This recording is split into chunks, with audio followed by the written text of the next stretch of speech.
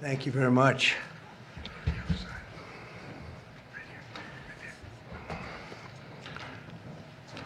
Thank you very much. This is a very big day for a lot of reasons, but this gentleman is a very unique man. This, I think I could say in the world of chips, certainly, but in the world pretty much of business, nobody's done what he's done.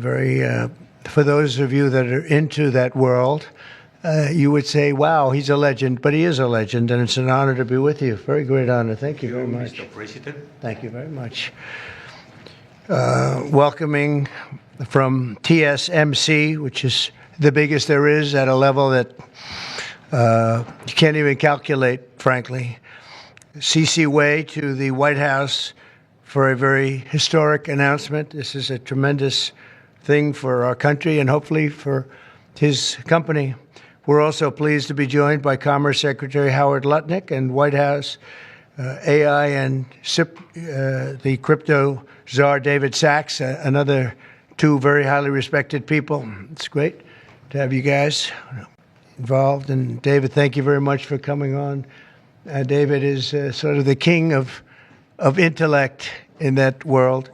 We have some good people. Today, Taiwan Semiconductor is announcing that they will be investing at least $100 billion in new capital in the United States over the next short period of time to build state-of-the-art semiconductor manufacturing facilities. I think mostly it's going to be in Arizona, which is what I understand, which is a great state. I like it because I won it, but I won most of them, actually. But I did. We won it, and we won it big. The most powerful AI chips in the world will be made right here in America, and it'll be a big percentage of the chips made by his company. But as you know, they're based mostly in Taiwan, and they're far and away the biggest. There's nobody even close. This $100 billion in new investment will go into building 5 cutting-edge fabrication facilities in the great state that we just discussed, Arizona, and will create thousands of jobs, many thousands of jobs, and they're high-paying jobs. In total, today's announcement brings Taiwan Semiconductor investments to about $165 billion. They've started already. Among the largest new foreign direct investments in the United States, Apple, as you know, made a big announcement last week of $500 billion, and we have some others that have announced. We have many that want to announce.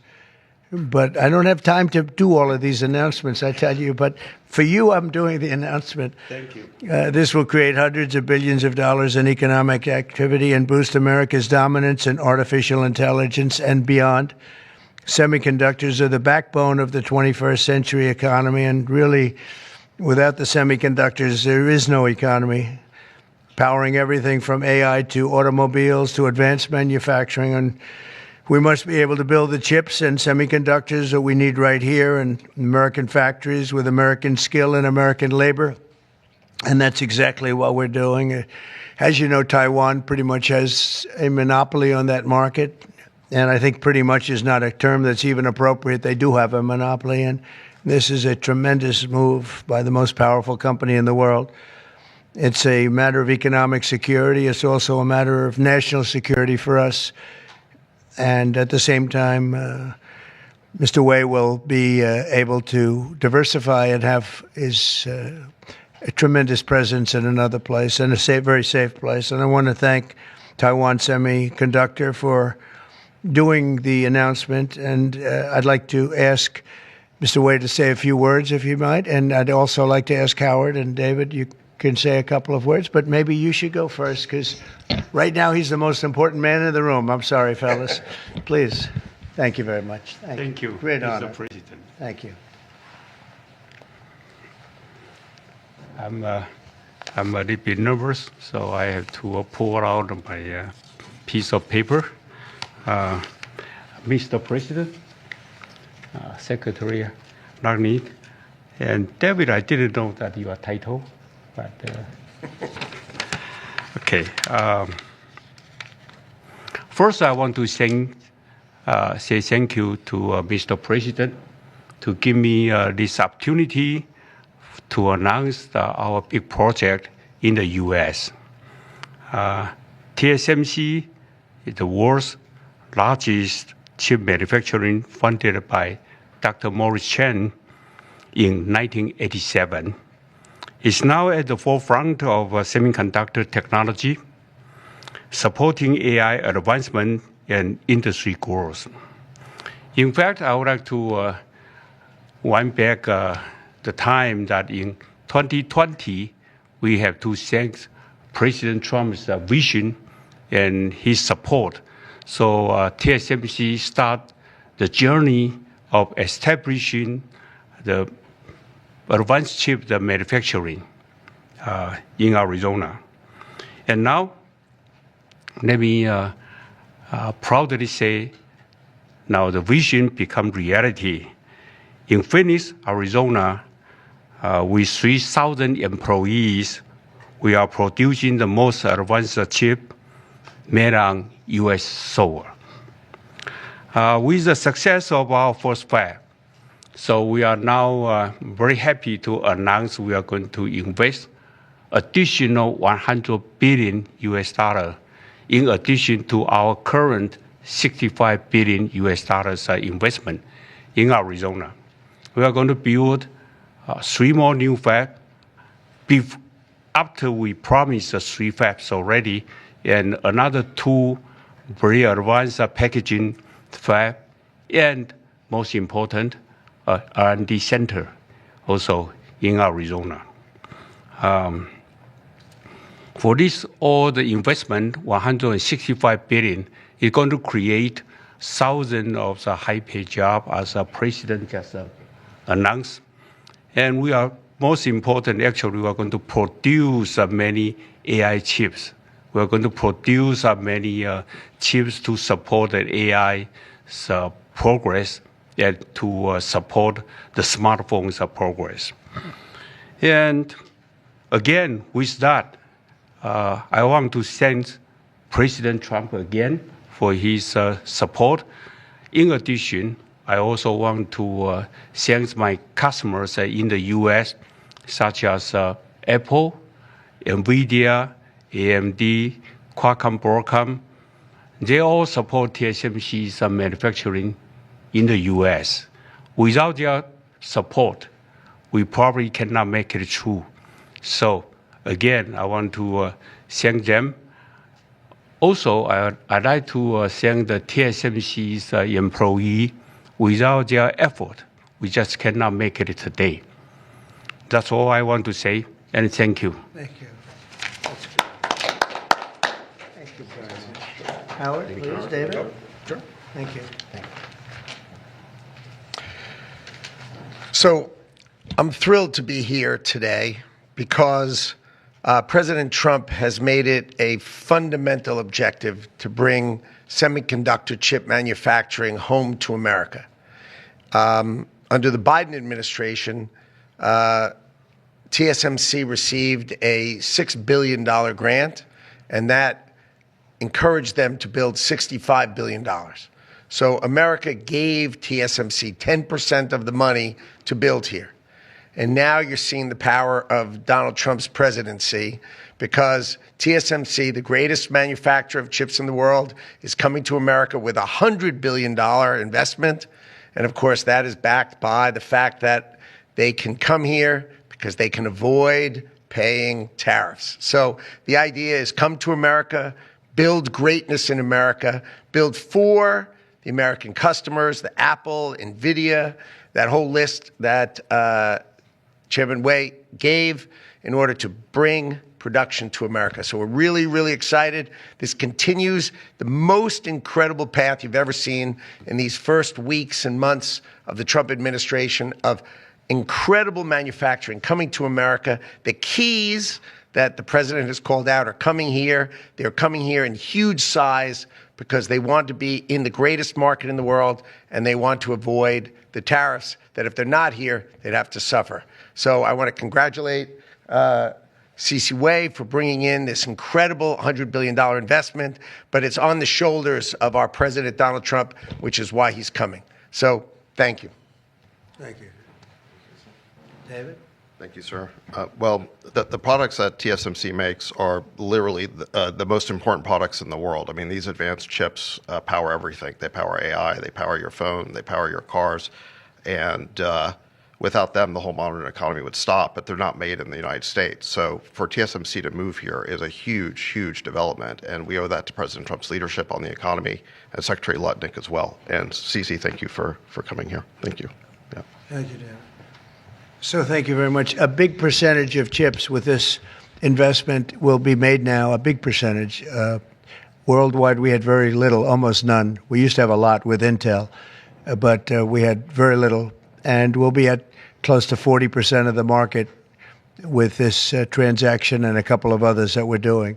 That's a tremendous leap, like a leap that nobody would have really said was possible. So I just want to thank you all for being here. If you want a couple of questions, ideally on this subject, yes. Please. Number of jobs that will be created. He said you're probably talking about 25,000 jobs, but it'll get bigger and bigger with time. Knowing this gentleman, it'll get bigger and bigger. There'll be no stopping him. Yeah, Brian, go ahead. In addition to the job, you talked about national security, and that's one thing I think a lot of Americans don't understand. Explain the national security aspect of this. Well, without the chips and semiconductors, nothing runs today. You can't buy a car without them. You can't get a radio, a television, nothing. You can't get anything. And we thought it was very important, obviously business-wise, but we thought even in terms of national security to have this large percentage of the chips, semiconductors, and other things that they make, the most important product. And not a product that you can really copy. It takes years and years. You know, on the needle of a pin is total genius. I mean, they can put things, something the size of the needle, the point of a pin, they put information that is just not even believable. So if you would see this, it's just really something. Yes, Brian? One aspect to that, Honda announced they're coming to Indiana because of the tariffs. Once again, that's right. Bringing additional jobs in manufacturing. You want to comment on that as well? Well, Honda's coming, and I told you about Apple, that they're going to be starting to build massively here, $500 billion. And we have many other companies going to be announced, but we had many that have already announced. And no, it's going to be great. It's looking really strong. I don't think this country has ever seen anything like we're seeing right now. Now, the tariffs, as you know, will start a week earlier than the reciprocal, which is going to be on a couple of weeks earlier. Reciprocal tariffs start on April 2nd. And I wanted to make it April 1st, but I didn't want to go April Fool's Day, because that cost a lot of money, but that one day. But so we're going April 2nd. But very importantly, tomorrow tariffs 25% on Canada and 25% on Mexico, and that'll start. So they're going to have a tariff. So what they have to do is build their car plants, frankly, and other things in the United States, in which case they have no tariffs. In other words, you build, and this is exactly what Mr. Wei is doing, by building here. Otherwise, they'll build, if they did them in Taiwan to send them here, they'll have 25% or 30% or 50% or whatever the number may be someday. It'll go only up. But by doing it here, he has no tariff, so he's way ahead of the game. And I would just say this to people in Canada or Mexico: if they're going to build car plants, the people that are doing them are much better off building here, because we have the market. We're the market where they sell the most. And so I think it's going to be very exciting for the automobile companies, very exciting for, I can think of any, as an example, North Carolina, they had the great, I used to go there to buy furniture for hotels, and it's been wiped out. That business all went to other countries. And now it's all going to come back into North Carolina, the furniture manufacturing business, please. Is the Ukraine minerals deal now dead, or can it be revived? Well, I'll let you know. We're making a speech. You probably heard about it tomorrow night, so I'll let you know tomorrow night. But no, I don't think so. I think it's a great deal for us because, Biden very, very foolishly, stupidly, frankly, gave $300 billion and $350 billion more accurately to a country to fight and to try and do things. And you know what happened? We get nothing We just gave it. We could have rebuilt our entire U.S. Navy with $350 billion. Think of it, $350 billion. We could have rebuilt our U.S. Navy. So he gave it away as fast as the money could be gone. And what we're doing is getting that all back and a lot more than that. And we need, it's very important for this business that we're talking about here with chips and semiconductors and everything else. We need rare earths. And the deal we have is we have the finest rare earths that you can. Mr. President, what do you need to see from President Zelensky to restart these negotiations? Well, I just think he should be more appreciative because this country has stuck with them through thick and thin. We've given them much more than Europe, and Europe should have given more than us because, as you know, that's right there. That's the border. This country really was like the fence on the border. It was very important to Europe, and I'm not knocking Europe. I'm saying that they were a lot smarter than Joe Biden because Joe Biden didn't have a clue. He just gave money hand over fist, and they should have been able to equalize with us. In other words, if we gave $1, they should have given. Well, we gave $350 billion. They probably gave $100, but on top of it all, they get their money back because they're doing it in the form of a loan, and it's a secured loan. So when I saw that, which I've known about for a little while, I said it's time for us to be smart. At the same time, it's great for them because they get us in the country taking the rare earth, which is going to fuel this big engine, and especially the engine that we've in a very short time created. And we get something, and we're there. We have a presence there. With all of that being said, I want one thing to happen. I want all of those young people to stop being killed. They're being killed by the thousands every single week. Last week, 2,700 were killed. 2,700 young, in this case, just about all young boys from Ukraine and from Russia. And that's not young people from the United States, but it's on a human basis. I want to see it stop. The money is one thing, but the death. And they're losing thousands of soldiers a week. And that's not including the people that get killed every time a town goes down or a missile goes into a town. And I want to see it stop. Yes. Are you considering canceling military aid to Ukraine? And can we get a reaction to what the Kremlin just said, that your administration is bringing U.S. worldview in alignment with Moscow's? So this is a deal that should have never happened. This is a deal that would have never happened. And it didn't happen for 4 years. It didn't happen. It was never even close to happening. If I were president, it would not have happened. And October 7th would not have happened in Israel.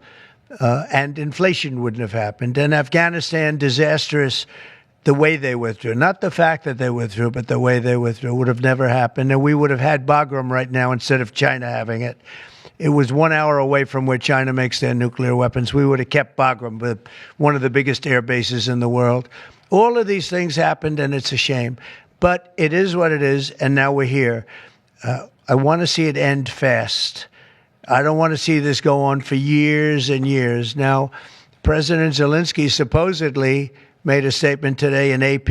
I'm not a big fan of AP, so maybe it was an incorrect statement, but he said he thinks the war's going to go on for a long time, and he better not be right about that. That's all I'm saying. This project, could this minimize the impact to the U.S. with chips should China decide to isolate Taiwan or China decide to take Taiwan? Well, it's a very interesting point. It's a great question, actually, but this would certainly, I can't say minimize. That would be a catastrophic event, obviously. But it will at least give us a position where we have, in this very, very important business, we would have a very big part of it in the United States. So it would have a big impact if something should happen with Taiwan. Russian sanctions. Are you looking at relieving Russian sanctions if there is a peace deal? Well, we're going to make deals with everybody to get this war, including Europe and European nations. And they've acted very well. You know, they're good people. I know most of them are friends of mine. The heads of state, the heads of the various countries, prime ministers from the different. I got four prime ministers and 5 presidents called me over the last 2 days, and they want to work it out. They want to get it worked out. And I think they're also, you know, they're talking money, but the money is less important than the deaths. We're talking thousands of young people a week. And people would say, why do I care about Ukraine young people. Why do I care about? And not all young, but they're pretty young. You know, Ukraine is running a little bit low, and they're getting older. They're recruiting older people. It's a very, very sad thing that's happening over there, and we want to get it finished. We want to stop the death. On the tariffs, is there any room left for Canada and Mexico to make a deal before midnight? And should we expect those Chinese tariffs, the extra 10%, to take No effect? room left for Mexico or for Canada. No, the tariffs, they're all set. They go into effect tomorrow. Mr. President, just to follow up on my colleague's question. And just so you understand, vast amounts of fentanyl have poured into our country from Mexico. And as you know, also from China, where it goes to Mexico and goes to Canada. And China also had an additional 10, so it's 10 plus 10.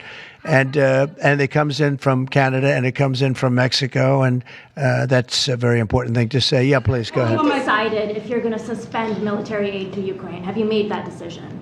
Well, I haven't even talked about that right now. I mean, right now, we'll see what happens.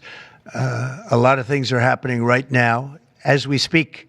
I mean, literally as we speak. I could give you an answer and go back to my office, the beautiful Oval Office. I could go back into the Oval Office and find out that the answer is obsolete. It's like his business. It's obsolete. You come up with a new chip and it's obsolete about 2 minutes later, right? But that's what's good about his business. That's why he's the only one that's successful in it.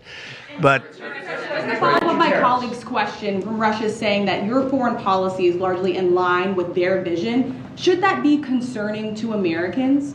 said what? Should that be concerning to Americans? Read the statement. That Russia says that your administration's foreign policy is, quote, largely in line with their vision. Well, I'll tell you what, I think it takes two to tango, and you're going to have to make a deal with Russia, and you're going to have to make a deal with Ukraine. You're going to have the assent, and you're going to have the consent from the European nations, because I think that's important, and from us. I think everybody has to get into a room, so to speak, and we have to make a deal. And the deal can be made very fast. It should not be that hard a deal to make. It can be made very fast. Now, maybe somebody doesn't want to make a deal. And if somebody doesn't want to make a deal, I think that person won't be around very long. That person will not be listened to very long, because I believe that Russia wants to make a deal. I believe certainly the people of Ukraine want to make a deal. They've suffered more than anybody else. We talk about suffering.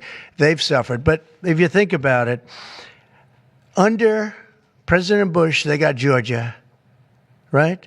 Russia got Georgia. Under President Obama, they got a nice big submarine base, a nice big chunk of land where they have their submarines. You know that, right? Crimea. Under President Trump, they got nothing. And under President Biden, they tried to get the whole thing. They tried to get the whole big Ukraine, the whole thing. If I didn't get in here, they would have gotten the whole thing. So I can only say, you can go back to Bush, you can go back to Obama, and go back to Biden. They took a lot. The only one they didn't get, you know what I gave them?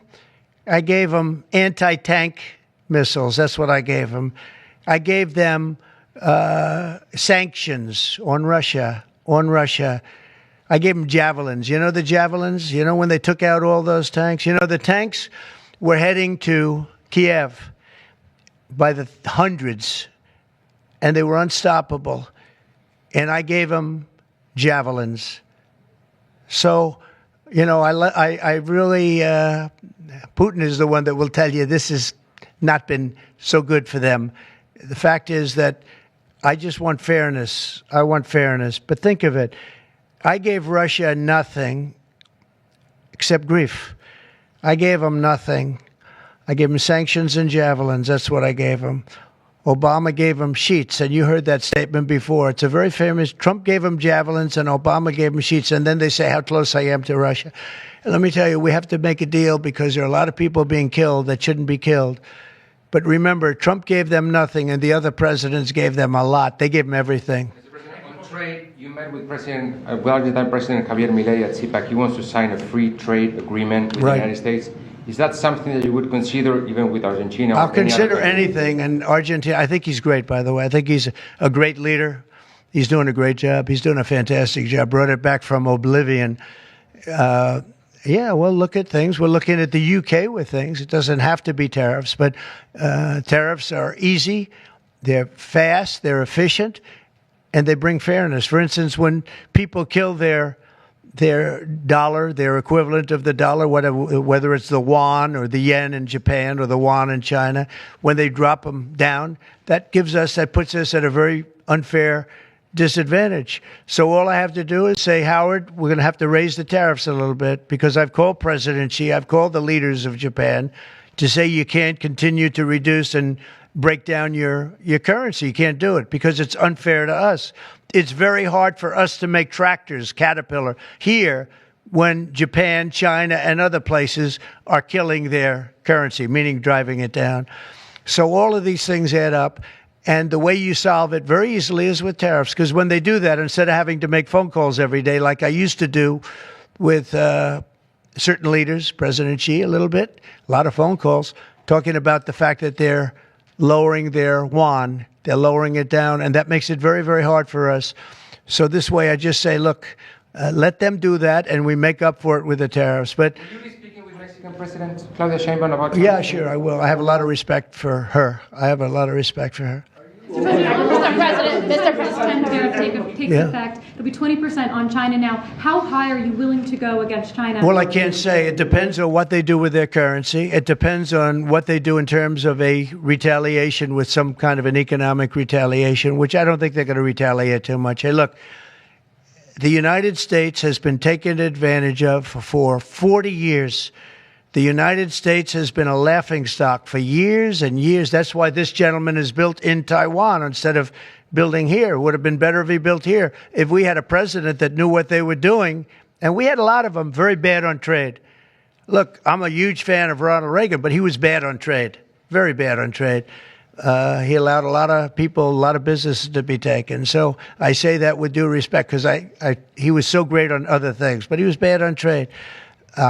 We are setting records right now, records like nobody has ever seen before. When you have companies like this coming in, and almost 40% of their company in one signature is going to be devoted to what he does, which is one of the most important businesses in the world. That's an unbelievable thing.